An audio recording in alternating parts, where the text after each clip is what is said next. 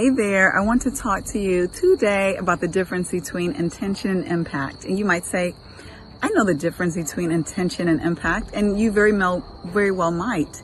But a lot of times when we're in the action of it, we're in the midst of living, we confuse the difference between the two. I know I certainly have.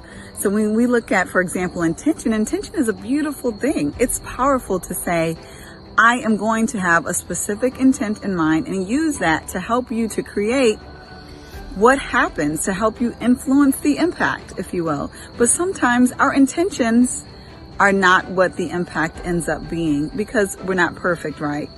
And it gets especially tricky when it involves other people and we don't recognize the impact that they feel, even though we knew our intentions were very different from the impact that they perceived. That's when it gets really interesting. So there are situations, for example, where you may give someone a compliment or you think it's a compliment and it's not. Oh, I really like the blue dress you were in the other day. And maybe today they have a green dress. They might be offended. Or you might touch someone's hair. Oh, your hair looks lovely today. They might be offended because you didn't give them personal space. Or there may be a project that you're working on and you promised to finish it by a certain deadline and you had every intention and you missed that deadline. Well, the impact may be far larger, far different than what you may have understood for it to be. And so when you explain, that's not my intention, that's not what I meant, sometimes it doesn't resonate as well as we would expect it to the other person because they're stuck on the impact. So it's very important, absolutely, for us to own our intention. And the intention is a beautiful thing because it's the closest connection to our hearts.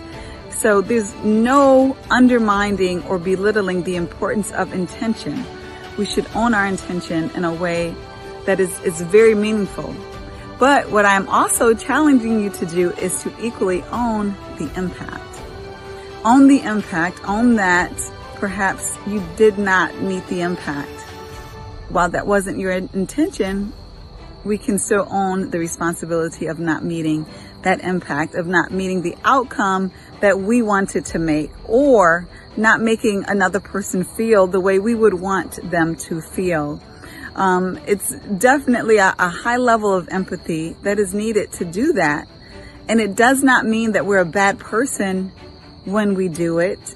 It doesn't even necessarily mean all the time that we've done something wrong. But what it does mean is that we care enough about the other person to accept the impact that it has had on them or on the group or organization or whatever situation that you are in. And so what I'm simply challenging you to do is to not only own the intention, but own the impact. And have a blessed one.